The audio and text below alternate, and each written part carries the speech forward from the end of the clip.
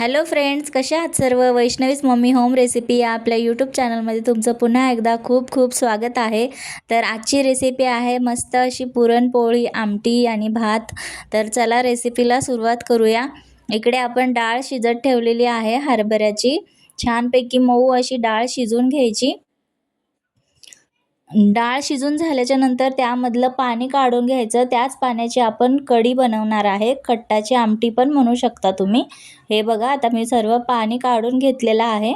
तव्यावर आपण कांदा आणि खोबरं भाजून घेऊया. हे बघा, इकडे छानपैकी खरपूस असं काळ्या कलरमध्ये एकदम असं मसाला भाजून घ्यायचा आणि तो कुटून घ्यायचा. इकडे पातेलं ठेवलेलं आहे आपण कढीसाठी. त्यामध्ये तेजपत्ता आणि दालचिनी, थोडंसं लवंग हे सर्व फोडणीला टाकायचं आणि थोडंसं जिरं टाकायचं.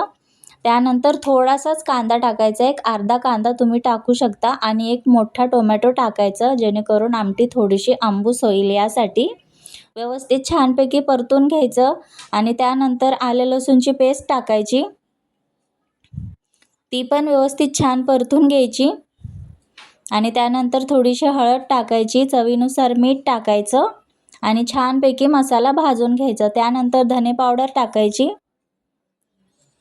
व्यवस्थित सर्व मिक्स करून झाल्याच्या नंतर लाल तिखट टाकायचं. तुम्हाला जेवढं तिखट हवं असेल त्यानुसार, तुमच्या आवडीनुसार तुम्ही ॲड करू शकता. आणि थोडं थोडं हे कट्टाच्या आमटीचं पाणी जे आपण बनवलेलं आहे, म्हणजे काढलेलं आहे, ते पाणी टाकून मसाला भाजायचा आणि भाजल्याच्या नंतर सर्व पाणी यामध्ये टाकून द्यायचं.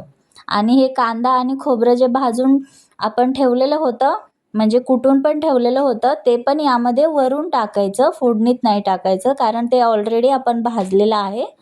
यानंतर यामध्ये थोडासा गरम मसाला टाकायचा. आता आपली आमटी तयार झालेली आहे. आता इकडे गूळ खिसून घेऊया आपण असं छानपैकी. आणि हे बघा, आमटी पण उकळतीये. आता तयार झालेले झाकण ठेवून साईडला ठेवून द्यायचं. इकडे भात पण आपण लावलेला आहे कुकरमध्ये. 2 ते 3 शिट्ट्या करून घ्यायच्या भातासाठी, जास्त नाही करायच्या, कारण भात लवकर शिजतो कुकरमध्ये. आता आपण गूळ टाकून ती डाळ व्यवस्थित अशी शिजून घेऊया, म्हणजे त्यातलं पाणी वगैरे जे असेल ते सर्व निथळून जाईल आणि छानपैकी आपलं पुरण बनल. हे बघा, गूळ एकदम मेल्ट झालेला आहे छानपैकी असा. पूर्ण पाणी असं त्यातलं गुळाचं सगळं आटून द्यायचं. हे बघा, अशा प्रकारे.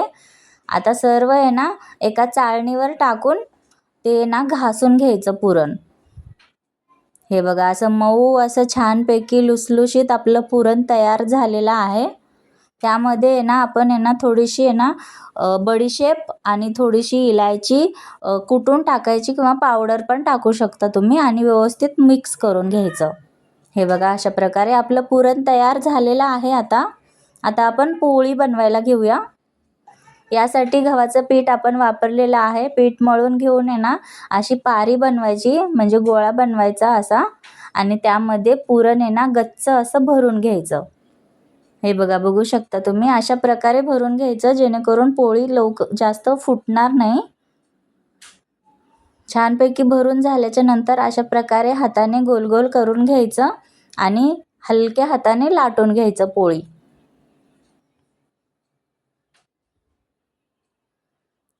हे बघा, थोडंसं पुरण हे झालं होतं, म्हणजे सुक्कं झालं होतं. तुम्ही पुरण आणि पीठ एकदम चिकट असं असलं पाहिजे, जेणेकरून पोळी फुटणार नाही. अशाच प्रकारे सर्व पुरणपोळी बनवून घ्यायच्या.